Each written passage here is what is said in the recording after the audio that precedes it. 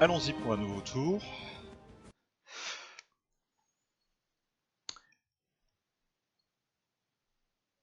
Donc effectivement, il attaque Metz, il essaie de reprendre la ville où notre cœur de cavalerie s'est retranché dans un premier temps, probablement le perdre. Mais ça oriente véritablement ses forces sur ce point-là. Ailleurs, ça continue un petit peu à s'écharper désormais en Autriche-Hongrie, qui ne tient plus que sur Budapest. Les forces austro-hongroises sont quand même assez réduites. Mais les forces allemandes restent redoutables.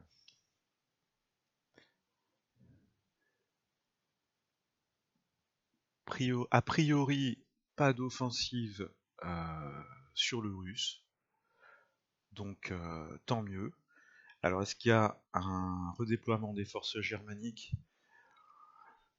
Est-ce qu'il est en train de panser ses plaies ou de me préparer quelque chose? On va le savoir dans un instant. Là ça charge, je sais pas ce qui se passe.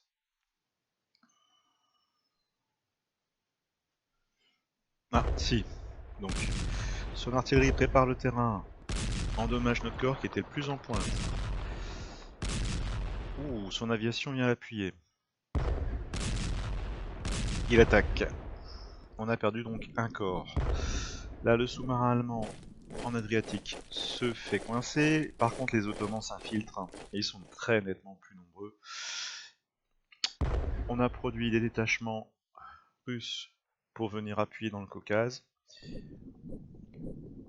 Là, les sous-marins qui sont dans l'océan essayent d'esquiver nos destroyers. Donc Metz a été reprise. Ok. Erivan, ville capturée. Donc ça c'est dans le Caucase je crois. Et là, on détecte de l'artillerie. Ici, il déploie un corps à Smyrne. Von Bülow est détecté dans Königsberg. Ce sont des rapports de renseignement qui sont émis par les Américains, une technologie espionnage 1, donc ça permet de localiser certaines unités adverses. On n'aurait pas pu localiser sans. Les Français déploient leur première unité de dirigeable. On va les placer ici. Et nous avons un sous-marin russe qui est également disponible à la production. On va commencer par faire notre patrouille habituelle avec les destroyers pour sécuriser les routes maritimes.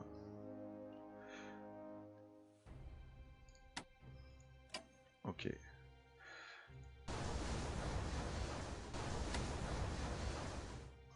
Là c'est du dreadnought, du croiseur de bataille. On va attendre un petit peu avant d'aller les chercher. On a le nombre, mais on va quand même être prudent. Ici, on va aller sur Halifax et sur Yarmouth pour renforcer un petit peu nos destroyers, tandis que le destroyer français continue sa patrouille. Les sous-marins allemands se sont dispersés à ce tour-là, mais soyons certains qu'ils vont revenir très rapidement.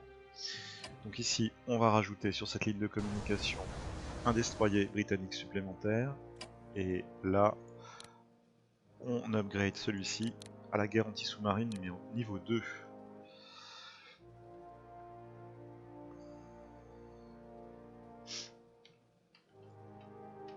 On n'est pas encore prêt pour prendre une posture offensive face à la marine allemande, mais ça ne saurait tarder. On va se focaliser sur le front français. Donc on a reperdu Metz. Verdun est en sécurité. Là on est sur une zone fortifiée. On va upgrader l'artillerie britannique afin de pouvoir faire sauter ce verrou au prochain tour. Ici, on a 2 obus sur 7, on peut faire sauter 2 niveaux de retranchement. Là, l'unité est retranchée au niveau 1. Il n'a pas dû tellement développer sa technologie de tranchée. On attaque.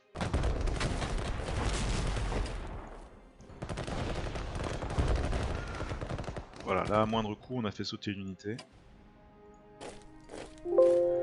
Oui, contact ennemi. Il faut qu'on recule. Hein. On va reprendre Verdun ici.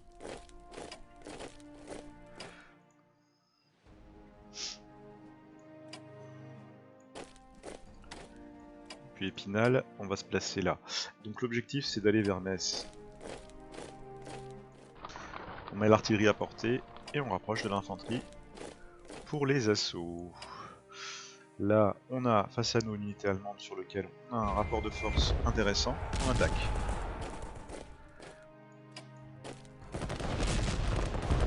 On attaque depuis Verdun.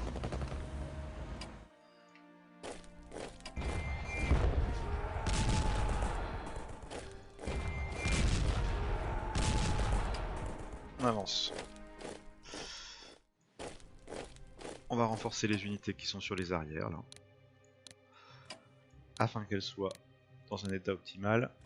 Celle-ci va suivre également ici.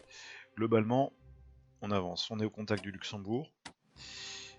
Les Britanniques vont se mettre également en position. Alors, pareil, hein, ils sont dominés technologiquement par les Allemands.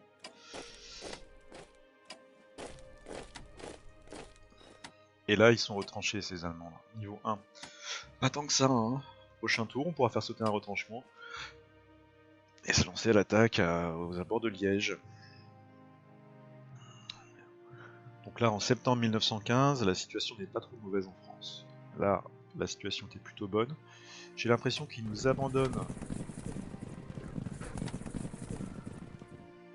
le port, auquel cas il va perdre du moral national.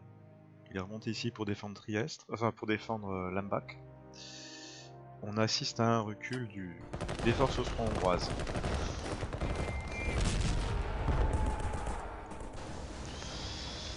Là, le petit sous-marin allemand. Ah, il a réussi à passer.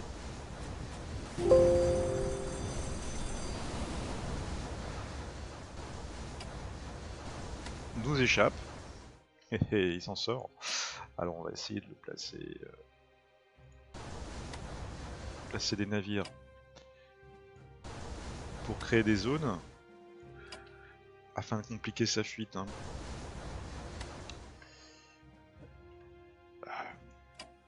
Là, les forces, c'est bon, ça c'est des Monténégrins, on les renforce. Les Français continuent leur poussée. Là, c'est l'attaque à outrance. Avec les troupes coloniales, enfin avec le corps expéditionnaire plutôt. Ici, on est sur des Germains. On peut également repousser.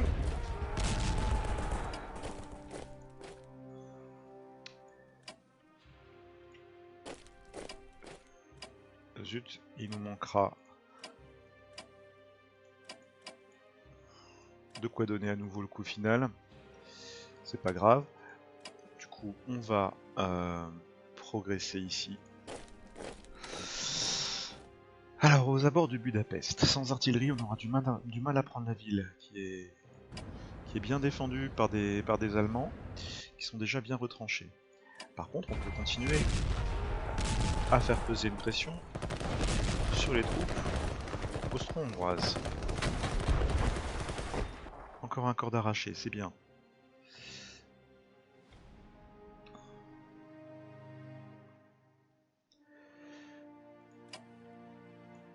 Ici on attaque également.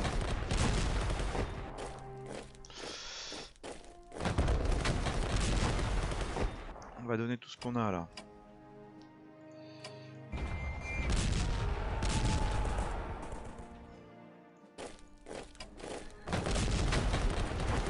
Le moral national affaiblit tellement les Austro-Hongrois que les algorithmes sont très favorables, même face à des unités retranchées. La volonté de se battre a disparu. Après, c'est pas pour autant qu'il faut crier victoire, parce que les Allemands sont toujours très dangereux. Ils sont même supérieurs en guerre d'infanterie, donc c'est compliqué. Ici, on garde la position, le moral national de l'Autriche-Hongrie est à 15%. C'est pas beaucoup. Si j'arrive à arracher encore quelques unités ici, peut-être à pousser sur Klagenfurt, qui est également un objectif qui pourra faire chuter le moral national adverse. On voit là c'est noté NM National Moral Objective. Donc il faut y aller. Alors, ici on avait dit qu'on passait à l'offensive. Notre artillerie a 5 obus, elle peut détrancher sans trop de difficulté cette unité allemande. Il faut mettre le paquet quand même. Voilà. On met tout ce qu'on a pour baisser aussi la préparation et le moral de l'unité allemande, là qui a dû tomber à 51% de morale et 74% de préparation au combat. Ça permet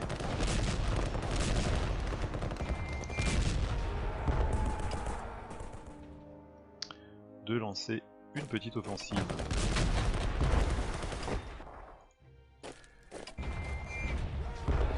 Ah, il va nous échapper, hein.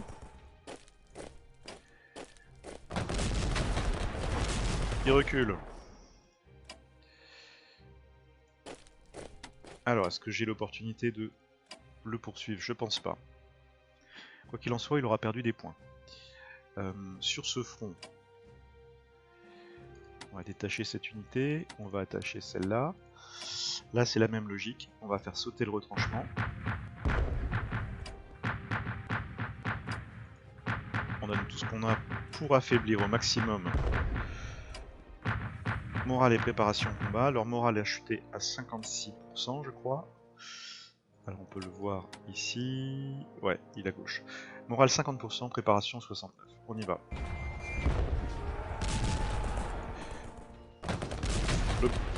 L'utilité de ces forces d'artillerie ultra lourdes, là, c'est pas forcément de faire des pertes. C'est surtout d'affaiblir les unités adverses, de détrancher, d'affaiblir leur morale. C'est des dommages qui sont pas quantifiés sur la force en général. Ça peut arriver qu'il y ait des pertes, c'est pas l'objectif. Hein. L'objectif, c'est de préparer véritablement les offensives. On est sur un jeu à l'échelle stratégique, donc ça simule en fait le détranchement des unités et puis la perte de cohésion, préparation de combat, ce genre de choses. Pas mal fichu. Pour le reste, ici on continue. On se prend un tir défensif. On va essayer d'affaiblir cette unité.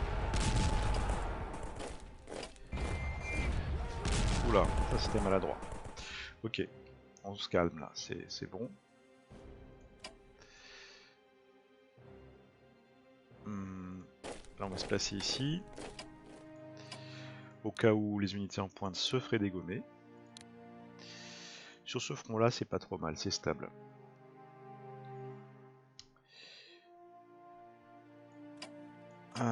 Par contre je vais rapprocher les unités de reconnaissance de mon artillerie. Et on va aller voir ce qui se passe dans le Caucase.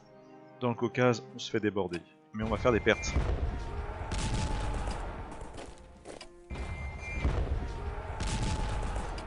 Voilà.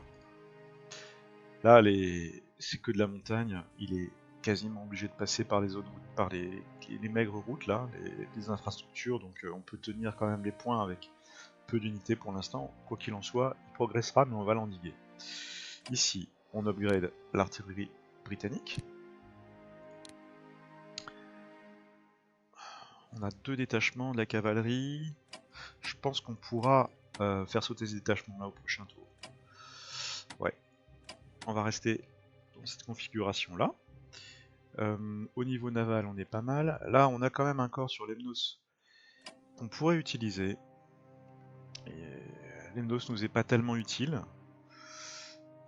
Puisque la Grèce est pas dans le conflit. On embarque le corps de marine. Et on va l'envoyer également en Égypte.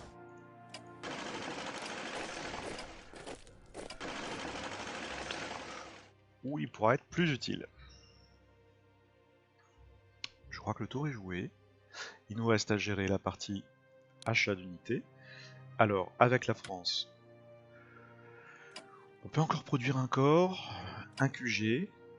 J'ai bien envie de produire un QG, donc le QG qui a le niveau le plus élevé, là c'est éteint. On va le produire. Sinon on aurait pu produire des canons sur rail, qui auraient bien aidé eux à démoraliser les forces adverses. Il vous faut 5 tours pour les produire, c'est long. Un QG, j'en aurais besoin avant.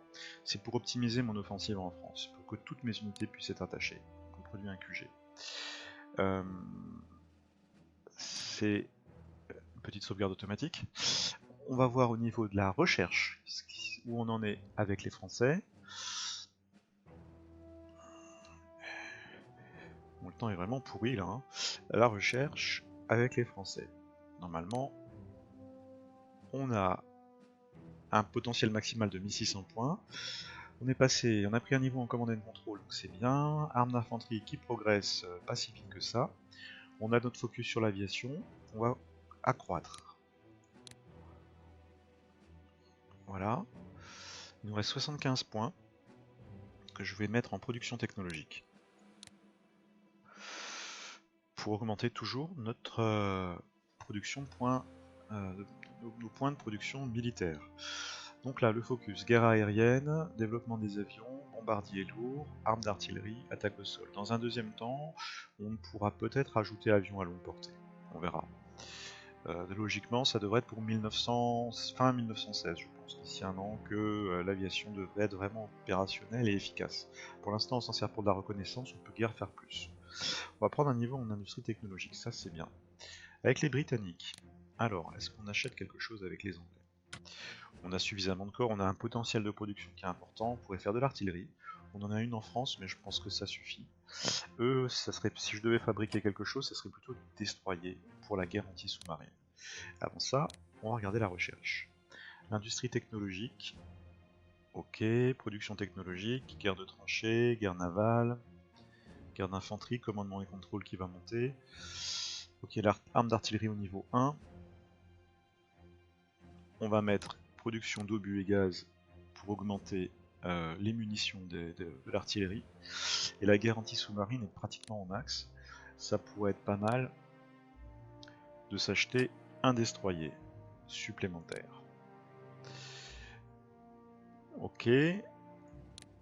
Allons voir côté russe, au niveau, avant de faire la recherche, au niveau achat. Avec les Russes, on a beaucoup de points, 572, puisque les Anglais en envoient beaucoup. On va acheter un corps. On a des détachements en production. L'artillerie, on a acheté tout ce qu'on pouvait. On pouvait acheter un canon sur rail aussi. Hein. Au niveau 1, il démoraliserait de 10 les unités adverses. C'est pas mal, hein. Mais il n'a pas de fonction pour détrancher.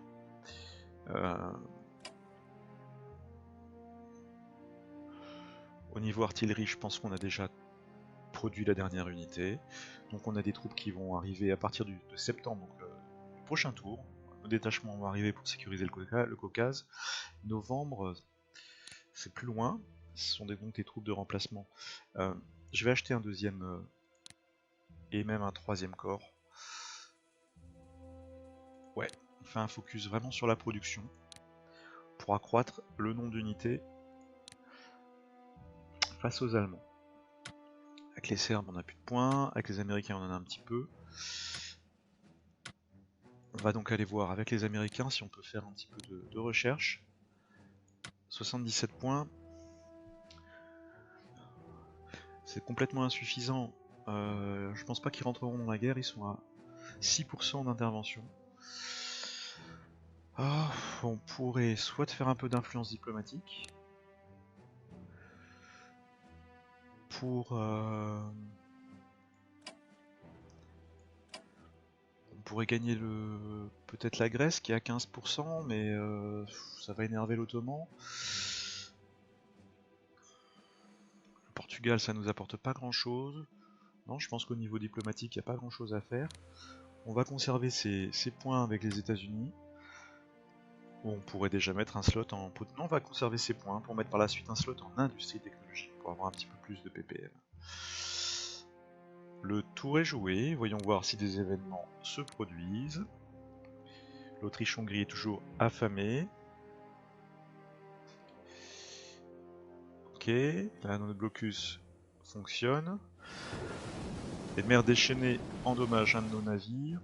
Un second de nos navires. Les unités navales de l'entente au nord de l'Écosse bloquent les importations vers l'Allemagne. Idem en mer du Nord. La Britannique Flora Sanders débute sa carrière dans l'armée serbe. d'accord. Les Britanniques développent le command and control au niveau 2. Ah, on progresse avec la France dans le domaine des bombardiers lourds, de l'artillerie, de l'attaque au sol, développe l'industrie technologique au niveau 2, la Russie développe la guerre de tranchées au niveau 3, il y a des progrès dans la production technologique au niveau 2, donc il y a des sacrées évolutions, là c'est vraiment la route vers la guerre. Au niveau des points de production militaires, on est très très bien. Je pense qu'on pourra même réduire dans un deuxième temps les envois à la Russie, parce qu'elle a 523 points, dont 72 qui viennent de chez les Britanniques. Donc il y aura un équilibrage à trouver. Là j'ai vraiment boosté la Russie pour tenir sur le front face à la stratégie tout à l'est menée par mon adversaire. Le tour est joué. La partie continue. Allons-y pour la rediffusion du tour de mon adversaire. Alors, toujours ces sous-marins qui cherchent à s'infiltrer plein nord. Ouh, il engage sa marine de guerre. Il force le blocus. Les Dreadnoughts se lancent à l'attaque. Donc là, on a des pertes. Il bénéficie de l'effet de surprise et il a groupé sa flotte certainement pour forcer le blocus nord. Là, un de nos sous-marins a été opportunément placé. On va perdre de la marine là. Hein. Et elle n'est pas encore prête pour rendre les coups. Parce qu'au niveau technologique, je suis en cours de recherche. Néanmoins, on va contre-attaquer. C'est un petit peu l'attaque surprise là. C'est bien joué de la part de mon adversaire qui donne tout au niveau naval. Au niveau terrestre, sur le front de l'Est, ça reste figé. En Méditerranée, un sous-marin allemand se promène. L'Ottoman progresse gentiment. Mais là, c'est pas un front qui est prioritaire. Vraiment, sur ce front-là, on est vraiment là pour occuper les forces ottomanes plus qu'autre chose. Alors, résumé de l'activité militaire. Les ouvriers d'Autriche-Hongrie font grève pour de meilleures conditions. Les messages relatifs au blocus maritime. Le roman d'espionnage de John Bookman, Les 39 marches, est publié. D'accord. Donc là, la météo n'est pas bonne. Et les rapports de renseignement laissent apparaître un nouveau corps qui se déploie en Allemagne. Les Allemands fusillent l'infirmière Edith Cavell pour avoir aidé les soldats britanniques à s'évader. C'est pas sympa. Ensuite, les renforts sont là. Bon, niveau naval, c'est chaud. C'est très très chaud là. C'est très très chaud. Au niveau technologie avec les Britanniques, l'armement naval, on n'est qu'à la moitié. La guerre navale, on est à 1 sur 2. On ne doit pas avoir un avantage vraiment décisif sur l'allemand, bien au contraire. Je pense qu'on est de force égale au niveau technologique. Et au niveau numérique, on doit avoir l'avantage, mais il a groupé ses forces. Les miennes sont dispersées pour tenir le blocus et présentes en Méditerranée. On va se faire une idée des forces navales allemandes. 29 unités. Attention, 31 pour les Britanniques. Autant dire que s'ils mettent toutes ces unités ici, je fais pas le poids. On va voir pour le naval comment on réagit à tout ça. On va tout d'abord upgrader nos destroyers ici. Ils sont décisifs ces destroyers parce qu'ils vont être là pour sécuriser cette voie maritime. Que je patrouille avec le destroyer français. Là, ce destroyer anglais.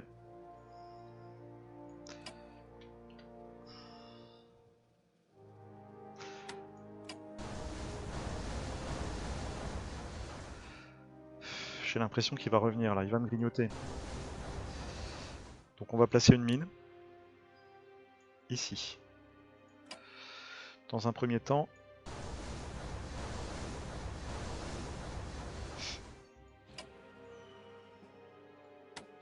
Ce navire là, on va l'upgrader. Ah, on peut l'upgrader en guerre anti-sous-marine, mais pas encore en technologie de guerre navale. On va essayer de le réparer peu à peu.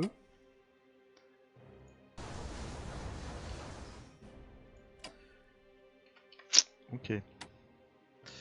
Là on a un sous-marin qui est quasiment au maximum. On va créer ici une zone pour empêcher les navires lourds, les dreadnoughts, de venir nous contourner sans pour autant, sans pour autant avoir des pertes. Hein. Il faut qu'on en fasse. Là, je pense qu'on a quelque chose de correct. Ici, un destroyer qui pourra passer niveau 2. Même logique.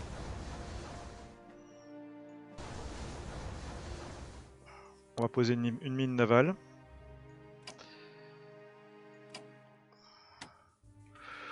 Là, on redescend un petit peu la flotte française, mais on va garder quand même ce blocus. C'est important parce que ça laisse peser une menace sur le moral national allemand. The more your intense units reinforcing this blockade, the more impact it will on Germany's national morale. Donc là, on a véritablement un impact sur le moral national allemand avec ce blocus. Tout comme si l'allemand laissait peser une menace sur ses pions, là, sur ses places, sur ses points, il aurait également un impact sur le moral national britannique, puisque les lignes commerciales qui viennent des États-Unis seraient attaquées. Donc c'est pour moi important de les sécuriser. Elles sont là. National Moral Objective. Elles sont ici et là.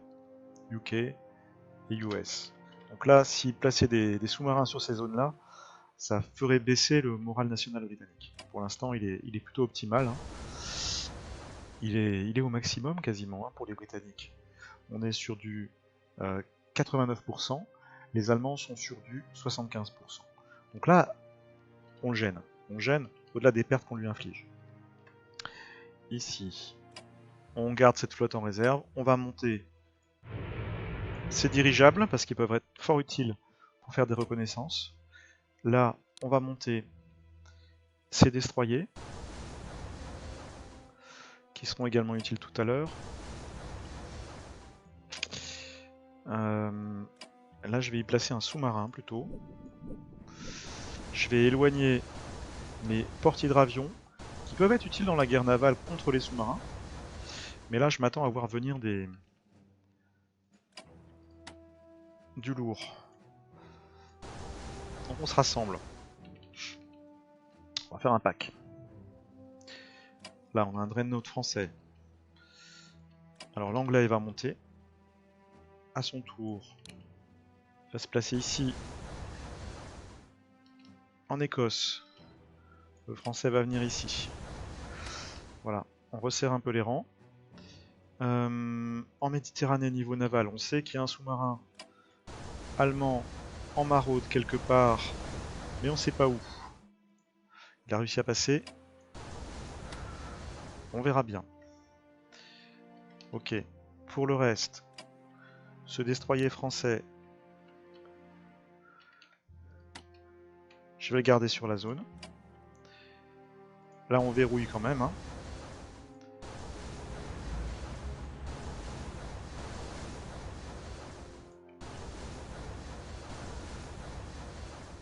Voilà. Là, on est sur la marine. La marine adverse, qui est encore solide. On va donc se préparer également à une bataille décisive par ici.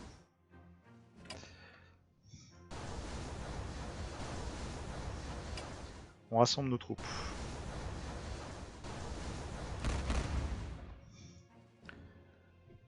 Ok. La marine autrichienne est mal en point, mais elle peut encore infliger des pertes, en particulier avec le support de ce croiseur de bataille allemand et de ce croiseur blindé austro-hongrois. Là, c'est plus léger. Il y a encore un dreadnought aussi. Ok, donc c'est quand même dangereux. Hein, là. Bon, puisque je suis sur le front égyptien, allons-y. On va essayer de faire sauter le retranchement là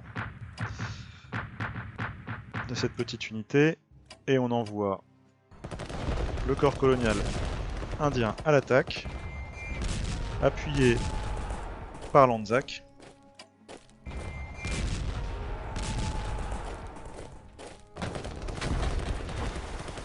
Pas folichon, hein.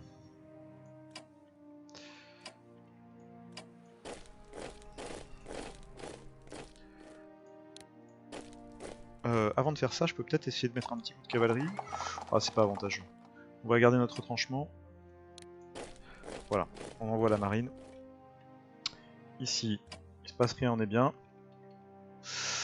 Là, est-ce qu'on a des unités en renfort à déployer? Normalement, on a un corps, on verra plus tard. Ici, c'est pas trop mal. Là, on peut infliger des pertes. On détruit un corps. On va faire monter les renforts en ligne. Gentiment. Et on se retranche. Voilà. Les détachements devront arriver par la suite, ils sont en cours de production. Là, on a un Dreadnought qui va venir mettre la pression sur ce port. Là, on place le sous-marin à la sortie du détroit du Bosphore, au cas où ça bouge. Au niveau diplomatique, qu'en est-il des Bulgares? Le Bulgare reste calme, 35% de mobilisation, il rentre pas dans la guerre. L'Américain est loin de rentrer, 6%.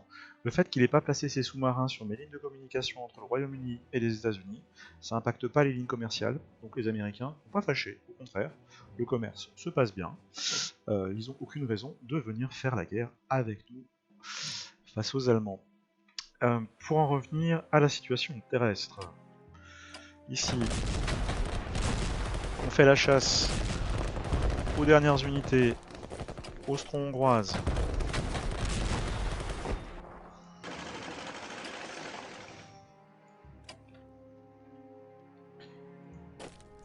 Avec quelques pertes quand même. Mais on avance. Voilà. L'objectif étant bien sûr Budapest. Là ce sont des petites unités. Notre cavalerie britannique, on va la laisser ici dans cette fortification. On est bien là hein, sur Pola. Ici on va avancer un petit peu. Là il me faut de l'artillerie pour faire sauter le verrou de Budapest. Donc avant cela, on va continuer à attaquer les forces austro-hongroises. Partout où on les trouve.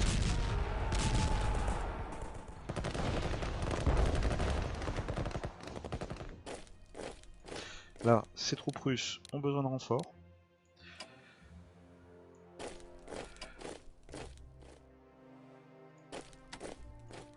Ici aussi. Il va falloir donner les stockades tout à l'heure. Donc on va déjà essayer de manœuvrer pour encercler Budapest. Ça passe par des attaques successives.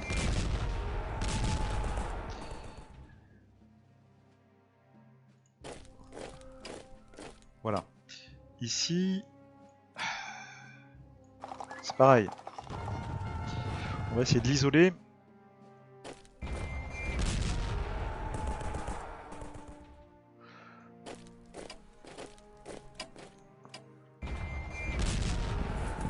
C'est parfait. Là, on va renforcer cette unité russe à son maximum. Les Anglais, on va les renforcer également à leur maximum. Là, on a un corps serbe qui fait pas le poids face aux Allemands, on le renforce. Et là, là c'est intéressant. C'est intéressant, mais je préfère renforcer mes unités plutôt que de pousser tout de suite. Encore que là, je pourrais venir me coller à Budapest. Ouais, on va faire ça. On va s'y retrancher. Les Français, là, sont pas à leur max, on les renforce. Et là, on a encore du Serbe.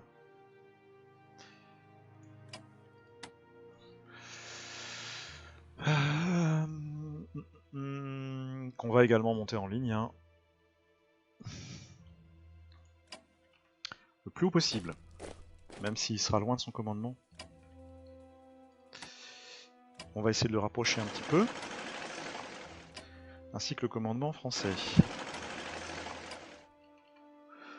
Voilà. Au sud, là, on tient, c'est pas trop mal. Pour le reste... Ah, il a reculé, là, il revient pas au contact. Hein. Bon, il sait qu'on a l'artillerie derrière. Et ben, on va y aller au contact. Donc ici, à l'attaque. Là, sans préparation d'artillerie, c'est du suicide. Donc on avance. Gentiment. Ici, on a besoin de renfort. Là, on est déjà bien retranché. Ici, on avance. Et on se retranche. L'artillerie. Le meilleur endroit, ça serait là. Ok. Donc on fait un swap et on renforce l'unité derrière. Là, on avance. On se retranche.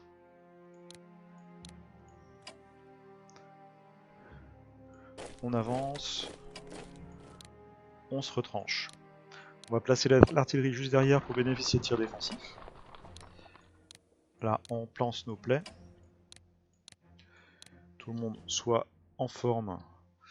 Ok. Il manque un petit peu de monde pour prendre une posture vraiment offensive. Donc on va garder cette position là. Ici, on se renforce. On a l'opportunité de déployer un nouveau corps. On va le déployer.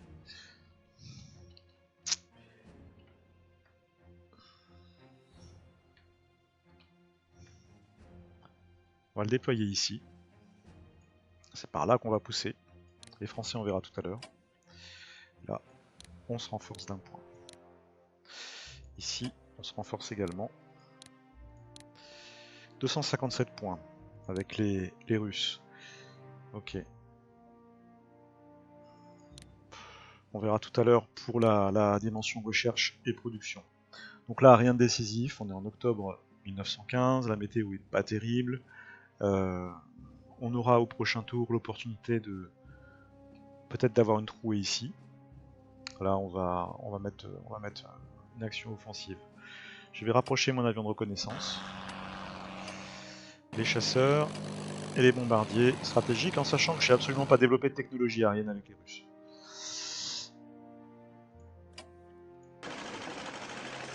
On va pas approcher si près, on va se mettre là. Ok, ça me semble pas trop mal, c'est commandé. Hein. Ouais, tout est commandé, tout est géré. Cette unité là l'est pas, mais c'est pas grave. Il faut que j'optimise mon attaque sur Budapest. Le moral austro-hongrois est à 11%. On n'est pas loin de les faire craquer. Je crois que c'est à 10% qui cèdent. Donc on va appuyer très très fort. Il reste quelques unités austro-hongroises ici qu'on pourra engager plus tard. Mais je vais tout mettre sur Budapest puisque la prise de la capitale les fera chuter. Côté France, qu'est-ce que ça dit? Alors les Britanniques sont en bonne position, bonne posture. On a Liège là qui est retranché à 3. On a l'artillerie britannique qui pourrait contribuer à détrancher tout ça. On a également cette unité en pointe qui est retranchée seulement à 1. On va engager une reconnaissance dessus. Ah, la chasse allemande essaie de détruire nos avions de reconnaissance. Ils sont escortés par la chasse britannique, c'est sans effet. On a une position observée, on la bombarde. Donc là, détranchement à sauter. Par contre, ils ont toujours un bon moral. On va mettre tous nos obus dessus.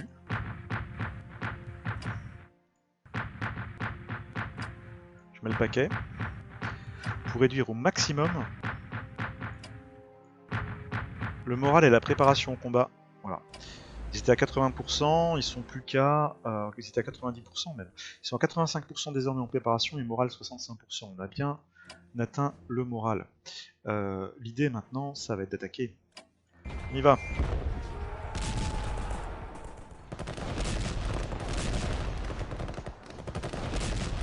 C'est pas mal du tout. Ça passe.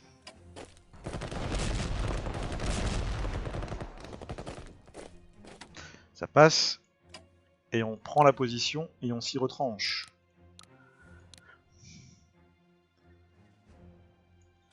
On a une unité là qu'on va venir mettre en arrière. On va faire des rotations.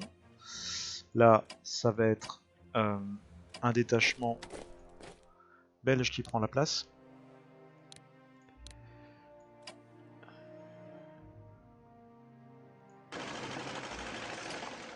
Ici c'est pareil, cette unité va reculer. Et ça va être une unité anglaise. Ah, je suis trop loin. C'est pas grave, on avance.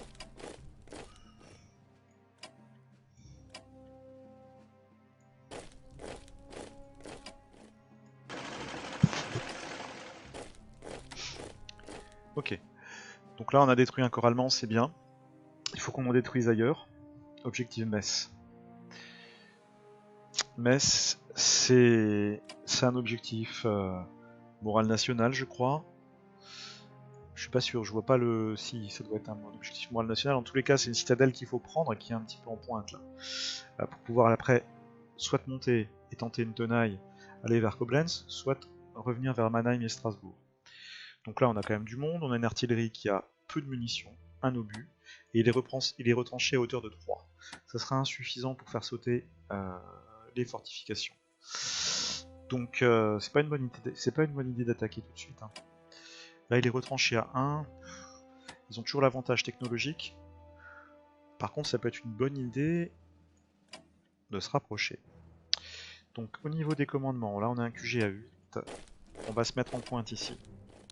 S'il veut m'attaquer, il aura des pertes. Je détache cette unité là. J'y attache celle-ci. Idem ici. Là, on se retranche également.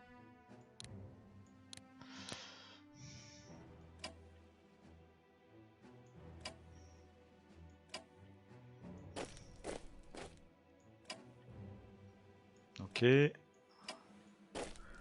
On va faire monter du monde, des troupes fraîches. Là, on renforce les Français. Ici, on renforce également les Français au max. Oh, peut-être pas au max, ici, il n'y a pas d'urgence, puisque là, on est quand même loin de l'action. C'est pas immédiatement qu'on va faire poser une attaque ici. Là, on se retranche. Les troupes coloniales arrivent gentiment.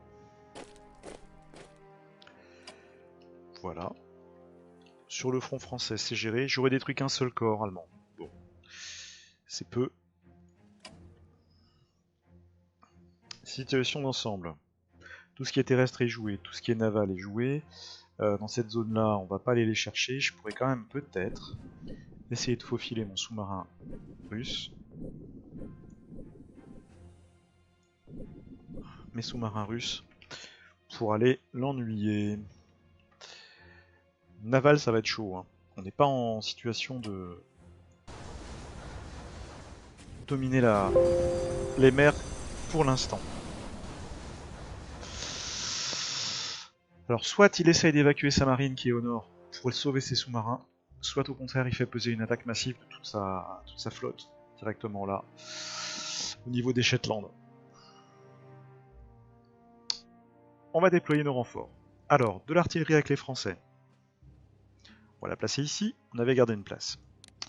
2 corps supplémentaires, dont on aura besoin pour avancer. Voilà. Allons-y pour la partie diplomatique. Rien de spécial, on rajoutera personne dans la guerre. Pour la partie recherche, avec les Américains, on a 80 points.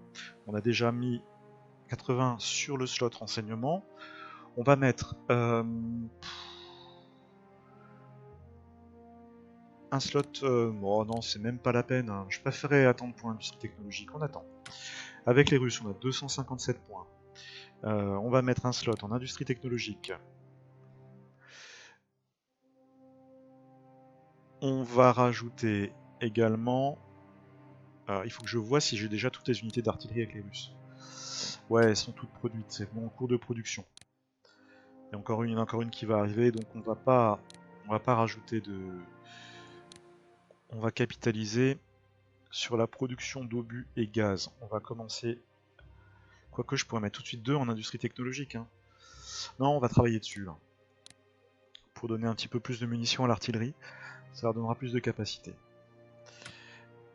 Le Serbe, lui, il n'a que 49 points, il peut pas faire grand chose. L'Italien est hors jeu. La France a 383 points. On a du potentiel. Les armes d'artillerie évoluent bien, obus gaz évoluent bien, armes d'infanterie Ça évolue pas assez vite à mon goût, mais ça évolue. Au niveau de l'aviation, on a mis le max en développement des avions, en guerre aérienne, en bombardier lourd, en attaque au sol. Il nous manque juste peut-être les avions à longue portée. On va donc également mettre 3 slots en développement pour les avions à longue portée. Les bombardiers lourds vont bientôt pouvoir, je pense, prendre un niveau, je pense. Ok. Il nous reste 248 points. Je vais en mettre également. Ah, je suis déjà au maximum en recherche. Sinon, en industrie technologique, c'est toujours utile. Hein. On va voir si on peut produire déjà des appareils, des nouveaux aéronefs. Alors, on a droit à une sauvegarde automatique. Voilà, c'est fait. Alors, des bombardiers de reconnaissance, bombardier naval. Alors le bombardier naval, lui, ce sera peut-être utile plutôt pour les Anglais, hein, parce que je vois armement naval, la guerre anti-sous-marine, c'est pas des avions faits pour le combat. Par contre, là ça pourrait être intéressant de faire de nouveaux bombardiers de reconnaissance. Attaque au sol, avion à longue portée.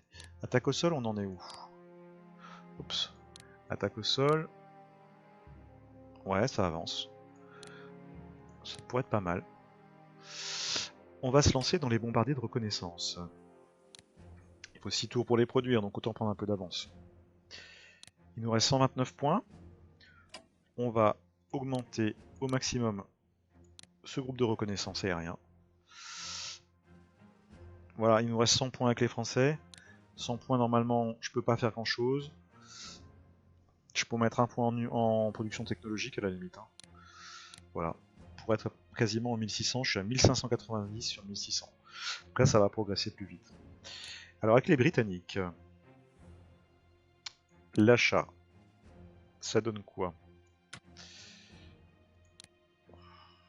On a de la marine qui va sortir.